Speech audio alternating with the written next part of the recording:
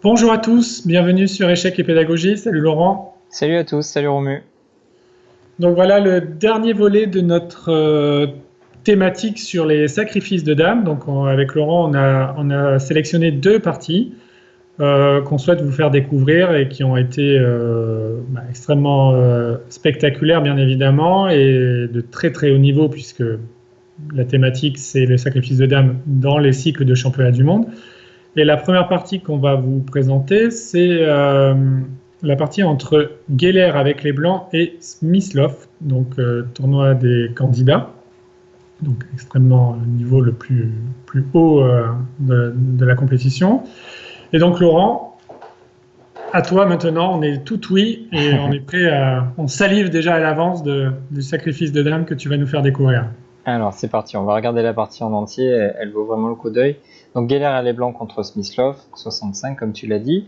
Smyslov joue l'une des défenses qui a fait sa renommée, c'est-à-dire la défense Grunfeld.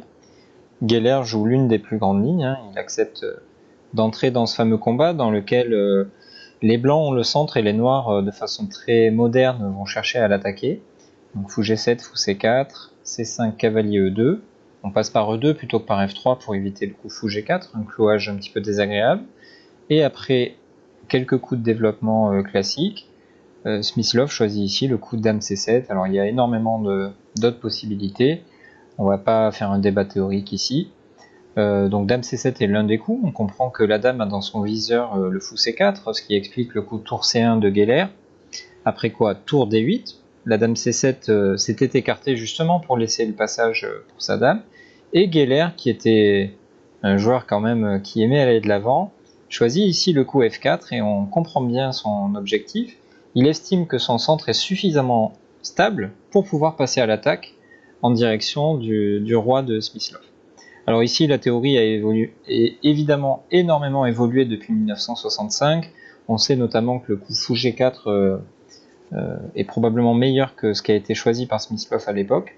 Donc Smyslov a joué E6, notamment pour essayer de ralentir le levier en F5 et fermer la diagonale du fou C4. Geller a enlevé son roi de la diagonale potentiellement dangereuse, et ici Smyslov a fait preuve d'un petit manque d'agressivité, on va dire. Il aurait probablement dû choisir cavalier A5 suivi d'F5. Voilà, on veut absolument éviter que l'adversaire franchisse la ligne médiane dans de trop bonnes conditions, et ça donne des parties évidemment extrêmement compliquées. Au lieu de quoi, il a joué le coup B6 pour développer son fou en fianchetto, mais c'est un petit peu trop conservateur, un petit peu trop sage, et Geller en a profité pour déclencher son attaque avec le coup F5. Après cavalier A5, le fou doit reculer, E prend F5, E prend F5 et fou B7. Sans doute Smyslov comptait-il sur le contre-jeu que lui procure le fou sur la longue diagonale B7 H1 lorsqu'il est entré dans cette position. Dame D2, on se prépare notamment à jouer fou H6, à aller éliminer le fou du fianchetto, et on relie les tours, ce qui est un coup on ne peut plus logique, classique, normal, vous pouvez appeler ça comme vous voulez. Tour E8, cavalier G3, une nouvelle pièce se prépare à participer, et après Dame C6, qui donc exploite la longue diagonale blanche dont je viens de parler, on menace tour prend E3 avec les noirs pour dévier la dame D2.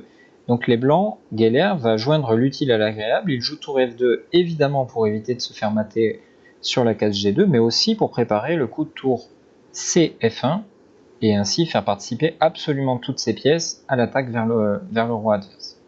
Alors il y a différentes tactiques possibles à base de tour prend E3 notamment qui pourraient être analysées. Notre but n'est pas d'être exhaustif sur cette analyse, vous comprenez bien qu'on déroule la partie en courant. Si vous voulez y passer des heures, ça sera un travail probablement passionnant, mais c'est pas notre but aujourd'hui.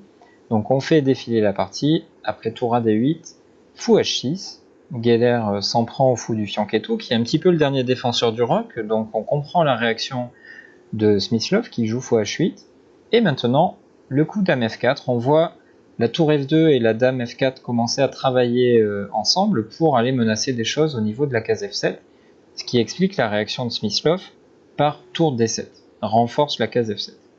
Cavalier E4, évidemment le cavalier sur G3 n'était qu'en n'était qu'en transit, hein, il n'est pas suffisamment menaçant sur la case G3, donc il s'avance notamment proche des cases G5 et F6.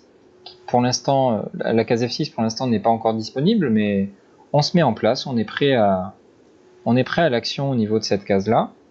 Et Smyslov choisit ce moment pour jouer le coup C4.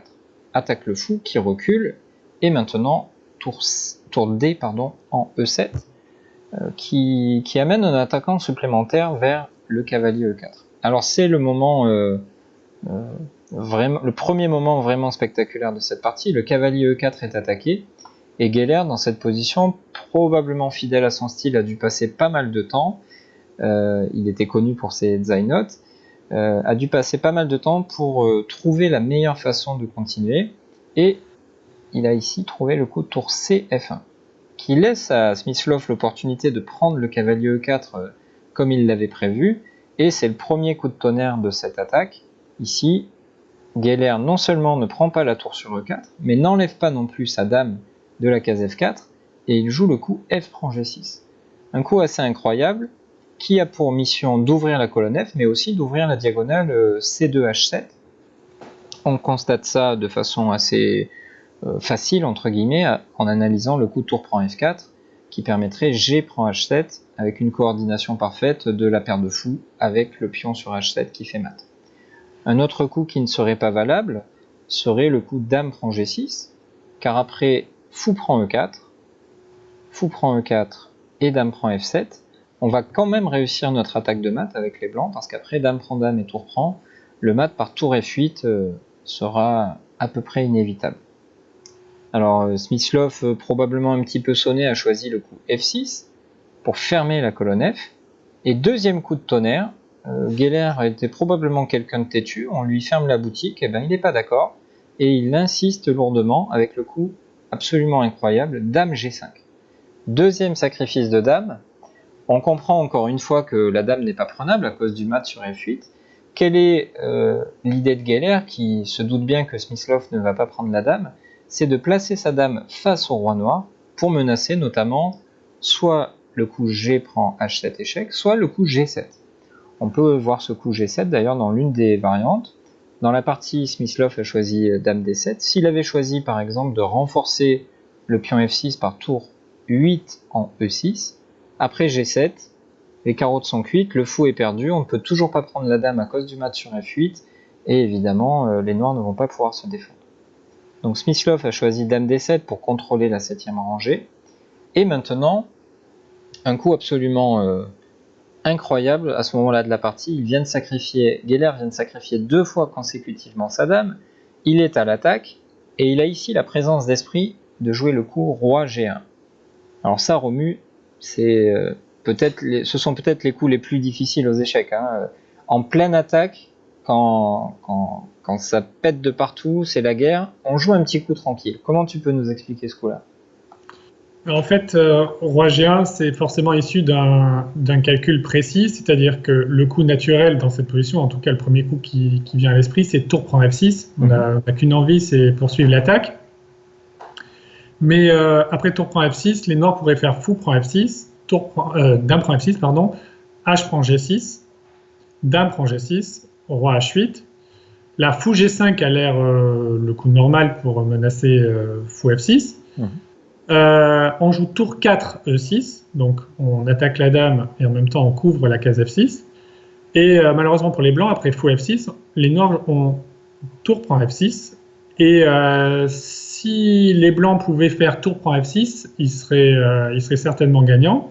Mais malheureusement pour eux, dans cette position précise, ce n'est pas possible puisqu'il y aurait le mat du couloir avec tour E1. Donc c'est en calculant certainement cette variante que Geller est arrivé à la conclusion qu'il fallait prendre ses précautions et éviter tout désagrément basé sur le mat du couloir. Et donc à jouer le coup incroyable roi G1 en plein milieu de l'attaque. Ouais, vraiment incroyable. Alors si on branche un ordinateur, on se rendra compte qu'il existait un autre coup gagnant qui est G prend H7, alors avec des variantes quand même pas si simples que ça à calculer, mais le coup de Geller qui est peut-être le coup le plus humain, alors c'est un humain un peu extraterrestre quand même, hein, pour penser à un tel coup roi G1, Mais en tout cas, voilà, c'est pas le seul coup gagnant, mais c'est peut-être le plus extraordinaire. Comment ça a continué? Bien sûr, la dame n'est toujours pas prenable, il y a toujours mat en F8. Donc, Smyslov essaie de couvrir un petit peu son roi avec fou G7. On peut, maintenant qu'il n'y a plus d'histoire de mat du couloir comme tu nous l'as montré, choisir le coup tour prend F6 désormais. Et dans cette position, si maintenant Smyslov, pardon, j'avais perdu son nom. Si Smyslov avait pris la tour, après dame prend F6, on retrouve cette fameuse variante, avec fou G5 menace mat en F6, tour E6, fou F6 échec, tour prend F6, on peut maintenant impunément prendre avec la tour, tour 1 échec, on s'en fiche, il y a roi F2, et là les pièces blanches sont trop bien placées pour que les noirs puissent espérer sauver la partie. Donc superbe calcul, Smyslov, qui n'était pas du genre à baisser les bras, a essayé encore un coup de contre-attaque par tour G4, attaque la dame et attaque aussi le pion G2 avec cette fameuse idée du fou B7 dont on a parlé il y a quelques coups en arrière, qui peut créer du contre-jeu le long de la grande diagonale. Mais Geller n'est pas du style à se laisser impressionner, il continue son attaque, G prend H7, échec, roi H8 est le seul coup, fou prend G7 échec, dame prend G7 est le seul coup, et maintenant, nouveau sacrifice de dame. Alors je les ai pas comptés, je sais pas combien de coups cette dame est restée en prise. Toujours est-il qu'il sacrifie une dernière fois la dame avec le coup dame prend G4. Alors cette fois-ci, c'est pour dévier la dame noire. Les blancs ont déjà une qualité d'avance, et plusieurs pions, l'attaque, tout ce que vous voulez. En tout cas, Smyslov a baissé les bras, il s'est dit que ce jour-là, Geller était tout à fait injouable. S'il avait voulu continuer la partie, ça aurait été par dame prend G4, mais après tour F8 échec, prise en F8, roi G7 est le seul coup, et le pion, qui a fait tellement de dégâts dans la position, finit la partie en se transformant en dame, et vraiment une partie exceptionnelle de Geller. Alors c'est peut-être un joueur un petit peu oublié aujourd'hui, mais vraiment n'hésitez pas à aller étudier ce joueur incroyable qui a apporté tellement à la théorie des échecs et qui a joué tellement de parties exceptionnelles. Ouais, complètement. C'est un des joueurs du passé un peu méconnu peut-être par les joueurs contemporains aujourd'hui. Et on s'efforce de retenir les champions du monde. Lui, il ne l'a pas été, mais aurait certainement mérité de l'être et a produit bon nombre de parties de ce niveau-là.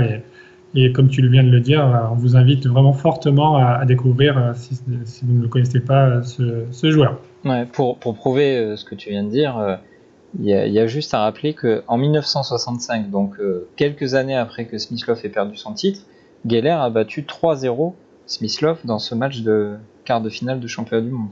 Battre un champion du monde 3-0, c'est pas rien. Et puis Smyslov était loin de la fin de sa carrière, puisqu'il a été encore candidat au titre mondial jusque dans les années 80, en perdant contre Kasparov passé 60 ans, donc c'était pas du tout un Smyslov retraité en 65, on était même très très loin de là.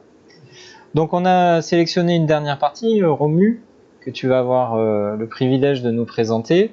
On va le regarder du point de vue des Noirs, mais on peut le regarder des deux côtés, c'est juste incroyable. C'est une partie de départage entre Ivanchuk et Yusupov, joué en 1991, et c'était un départage en partie, alors on appelait ça du rapide à l'époque, c'était du 60 minutes. Et oui, c'est une des parties les plus spectaculaires de l'histoire. Ah ben clairement, en tout cas à ce niveau-là, et avec la pression d'un départage d'un tournoi des candidats, d'un match des candidats, bon, c'est juste incroyable le niveau affiché par les deux joueurs. Donc Ivanchuk avait les blancs. Donc ça commence par une anglaise de ce qu'il y a de plus classique, donc C4, 5, G3, D6, donc fou G2. Yusupov décide de développer son fou en G7, donc de faire un schéma plutôt d'Est-indienne, ce qui laisse présager une partie assez tranchante, puisque les blancs vont naturellement se concentrer sur l'aile dame, puisque comme il est de coutume souvent dans l'anglaise, et les noirs, quant à eux, vont essayer plutôt de chercher du jeu sur l'aile roi. Donc les prochains coups vont justement montrer cela avec D4, cavalier D7, cavalier C3, fou G7, cavalier F3, cavalier GF6, donc une est-indienne des plus classiques, petit roc, dame C2, tour E8, tour D1, Donc chacun place ses pièces, C6, on va assez vite, il n'y a pas grand-chose à dire. Dame E7, fou A3, et là, donc E4. Donc un peu le début des hostilités, puisqu'après cavalier G5, Yusupov décide de planter une épine dans le camp des Blancs avec le coup E3. Donc ce pion, on va le voir, va s'avérer être extrêmement gênant. Ici, Ivanchuk a joué F4. Bon, F3 était peut-être meilleur, mais ok, F4 est un coup complètement naturel. Cavalier F8, bon coup. L'idée étant de pouvoir sortir le fou C8, notamment F5. Donc B4. Donc comme on l'a dit précédemment, les Blancs se lancent à l'offensive sur l'aile dame. Ils veulent réveiller le fou G2 avec B5 et augmenter son champ d'action. Et bien sûr, les Noirs ne vont pas rester sans rien faire. Ils vont commencer à attaquer l'aile roi en jouant fou F5, dame B3, H6, on chasse l'envahisseur, cavalier F3, cavalier G4. Donc petit à petit, on ramène du monde vers le roi blanc, B5. Et là, ça y est, c'est parti, G5. Donc les Noirs cherchent à tout prix à ouvrir le jeu sur l'aile roi. B prend C6, B prend C6. Cavalier E5, qui profite du clouage du pion D6, et qui donc permet au fou G2 de se réveiller, de taper sur le pion C6. Le pion C6 est condamné, clairement.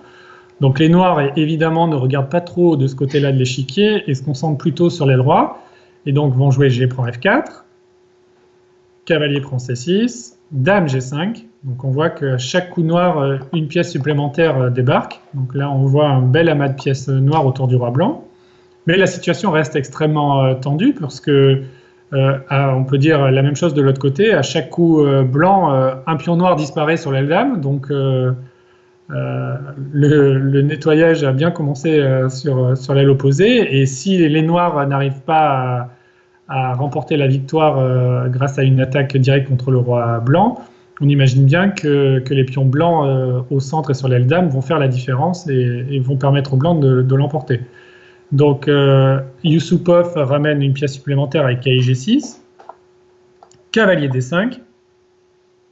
Donc l'idée de Ivanchuk, c'est lui aussi de ramener des pièces vers l'aile roi et le centre. Donc un œil sur F4. Il y a la case de 7 qui peut être aussi intéressante si le cavalier G6 venait à disparaître. Dame H5. Donc on commence l'attaque directe et on menace donc dame prend H2, H4. Et là, ça y est, c'est parti. Cavalier prend H4. La situation est trop tendue pour résister à un tel sacrifice. La notion de temps est extrêmement importante. Le matériel, on a bien compris, ne compte absolument pas. Et il faut absolument ne pas perdre de temps, ouvrir les lignes avant que les Blancs puissent consolider leur position et digérer le matériel ramassé de l'autre côté. Donc ici, Ivanchuk a pris le cavalier avec pion prend H4. Ouais, on peut peut-être montrer ce qui se serait passé sur cavalier F4 parce qu'il y a une variante mignonne. Très jolie. Cavalier F3 échec, on ouvre le passage pour la dame. Alors si le cavalier est accepté, on va rapidement faire mat, par exemple pion prend, dame H2, E2 et on sent que les carottes sont cuites. Mais ce qui peut être joli à voir, c'est qu'après roi F1 en essayant de s'enfuir, on se fait mater par les deux cavaliers qui sautent de partout depuis le début de la partie et ça aurait été une fin beaucoup moins spectaculaire que ce que tu vas nous montrer, mais c'était quand même un tableau c'est un tableau qui vaut le coup d'œil. Ouais. Donc on comprend pourquoi Ivanchuk est peut-être mécontent de casser son roc, mais heureux d'éliminer un des deux cavaliers aussi dangereux avec G prend H4. Hein. Oui, il faut éliminer un peu cette cavalerie menaçante. Et donc après, dame prend H4. Ivanchuk a joué une gaffe, mais bon, comment le blâmer dans cette position qui est tellement tendue et complexe, avec, on n'imagine pas énormément de temps à la pendule vu la complexité de la position. Et s'est trompé de cavalier, il a joué cavalier DE7, échec. Il était préférable de jouer cavalier CE7. Alors pour quelle raison? Pour garder l'attaque sur le pion F4, notamment. Donc, alors, je ne sais pas si on montre. Ouais, peut-être on peut montrer cavalier CE7, c'est peut-être intéressant. Bien sûr. Donc, roi H8, cavalier prend F5, Dame H2 échec, roi F1. Et là, un coup un peu incroyable, fou E5. Ouais, qui est Donc, destiné à défendre F4 justement. On veut pas que le exactement. fou vienne nous embêter. Si le fou arrive sur F4, c'est pas la disparition du pion F4 qui nous dérange, c'est surtout le fait que la dame se fasse déloger d'H2. Et par la même occasion, ça ouvre la colonne G pour une idée, la première idée basée sur un sacrifice de dame de la partie A. Ouais. Et donc là, les blancs doivent faire D prend E5, Mhm. tour G8. Donc là, il y a de quoi avoir peur quand même avec les blancs, puisque on voit que les noirs n'ont qu'une envie, c'est mater sur la colonne G. Alors on peut montrer justement, si les blancs jouaient un coup un peu neutre, on va jouer n'importe quel coup, par exemple cavalier E7. Ici, c'est l'occasion de voir un sacrifice de dame justement. Effectivement. Donc, on peut jouer Dame H1 échec, Fou prend Magnifique. H1, obligé, Cavalier H2, Roi E1 et Tour G1 mat. Ouais, qui est l'idée qu'on va croiser tout au long de cette fin de partie et qui est absolument terrifiante quand on a les blancs. Donc comme tu nous le disais, le moyen qu'il fallait avoir vu, alors bon, avec un ordinateur au fond de son fauteuil, c'est très facile à voir. En, en départage de quart de finale de championnat du monde, avec 5 minutes à la pendule, c'est un petit peu plus compliqué. Le bon coup, c'est cavalier prend E3, tu nous disais. Ouais, c'est ça. Cavalier D prend E3, avec l'idée sur F prend E3 de faire E6. Et on voit le fou D6 qui attaque la dame et donc qui contrarie fortement Et qui les contrôle plans. H2, parce que c'était quand même... voilà, on peut plus faire mat. Hein. Non, c'est ça. Ouais. Il n'y a pas il y a plus le tableau de maths de tout à l'heure. Et les blancs se retrouveraient gagnants. Hmm. Donc bon, Bon, comment est-ce que... blâmer ce pauvre Ivanchouk. Évidemment, c'était impossible à voir. Hmm. Même en partie longue, je me demande déjà si c'était faisable. Alors en rapide, encore moins. Donc néanmoins, lui a joué cavalier D E7, échec. Donc roi H8, cavalier prend F5, dame H2, échec, roi F1. Et là, il s'agit de ramener des pièces. Donc, on a vu l'importance de ramener la tour sur la colonne G. Et ici, Yusupov décide de jouer tour E6. Échec. Tour E6, pas échec, pardon. Pas échec, mais échec futur peut-être, mais pas encore Échec échec. futur, mais pas échec. Donc, Dame l'idée B7. étant de faire coulisser la tour sur la sixième rangée, notamment sur la case G6. Donc, dans la partie Dame B7. Attaque la tour, mais on a bien compris que c'était un détail. La tour A8 ne servera absolument à rien dans l'attaque, donc on ne va certainement pas perdre de temps à la défendre. Et donc tour G6, incroyable. Hmm. On donne la tour sur échec, donc dame prend A8, roi H7. Et là, en fait, il faut comprendre que la menace du tableau de maths de tout à l'heure est toujours présente, à savoir dame H1, fou H1, cavalier H2 échec, roi E1 et tour G1. Et le seul moyen de se défendre contre cette menace, c'est de sacrifier la dame avec les blancs en jouant le coup dame G8, un coup qui a Ouais. été joué par Ivanchouk. C'est d'ailleurs ce qui Incroyable. rend cette partie incroyable, c'est que Yusupov a mené l'attaque avec vraiment un génie incroyable, mais pour faire une partie aussi incroyable, il faut être deux, et Ivanchouk a été très très à la hauteur, c'est-à-dire que même s'il va finir par perdre cette partie, il a donné du fil à retordre jusqu'au bout. Nous, on aurait déjà subi le mat depuis longtemps. Hein. Oui, nous on serait au resto en train de manger, de manger notre plat en pestant contre cette défaite. Ouais. Lui, il a vu cette menace et il a trouvé le seul coup dame G8 qui est assez incroyable. Sacrifice de dame, ouais. Encore une Et fois. après, roi prend G8, cavalier CE7 échec, roi H7, cavalier prend tour. Donc on élimine cette tour qui était extrêmement précieuse dans l'attaque. Puis on prend G6, cavalier prend G7. Et là, un coup incroyable de la part de Yusupov, c'est le coup cavalier F2. Donc qui menace en fait cavalier H3. Cavalier H3 qui menacerait dame G1. Donc par exemple sur un coup neutre, on fait cavalier H3, on menace dame G1. Et bien sûr, le cavalier n'est pas prenable puisqu'après fou prend H3, il y aurait dame H1 mat. Alors là, Donc tout c'est à la l'heure, menace. enfin, dans des vidéos précédentes, on avait vu la puissance des pièces qui se coordonnent face à une dame qui souvent n'a rien à attaquer. Là, la dame est toute seule face à deux tours et trois pièces légères, sans compter les pions passés, mais elle a un petit truc à attaquer, c'est le roi adverse. Hein. Donc cette fois-ci, quand la dame est aidée comme ça, forcément. Bah, il y a le pion E3, cette Ouais, épine très très fort. plantée depuis le début de l'attaque et qui fait bien mal. Et conjugué à l'action de la dame et du cavalier, ben, ça fait des ravages. Donc Ivanchuk ici a fait fou prend F4, donc on peut le comprendre, il essaye de divertir la dame, donc dame prend F4, cavalier E6, dame H2, on revient, on était bien en H2, tour DB1, donc il se soustrait à l'attaque du cavalier, cavalier H3, c'est pas vraiment une surprise, tour B7 échec, roi H8, et malheureusement pour les blancs, il a joué tour B8, mais il y a dame prend B8 évidemment, mais c'était le seul coup pour éviter de toute façon le mat en G1. Et après dame prend B8, fou prend H3.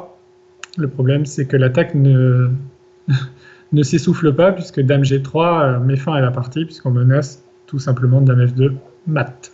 Ouais, c'est ça. Les blancs ont pu éliminer toutes les autres pièces d'attaque, mais finalement les deux éléments les plus importants étaient la dame et le pion E3, et on n'aura pas pu éliminer l'un ou l'autre, et finalement c'est la dame qui a pris le dessus. Donc on espère que cette partie incroyable vous a plu. N'hésitez pas à la revoir et à aller chercher d'autres sources d'informations pour avoir plus d'analyses et plus de détails. Dvoretsky notamment a analysé dans certains de ses bouquins cette partie, mais quand on repense au fait que c'était une partie de départage suite à un match qui avait déjà duré peut-être 2 ou 3 semaines avec beaucoup de tension, beaucoup de retournements de situation, avoir le courage d'entrer dans de telles complications et avec un tel niveau de calcul, vraiment on peut que tirer notre chapeau à ces deux très très grands joueurs que sont Ivanchuk et Yusupov. Donc Romu, ainsi se termine notre série sur les sacrifices de dames dans les cycles de championnat du monde. Eh oui, c'est peu de Bon, choses en une fin. exactement, ouais, on espère qu'il y aura de nouveaux chapitres à présenter dans les années à venir.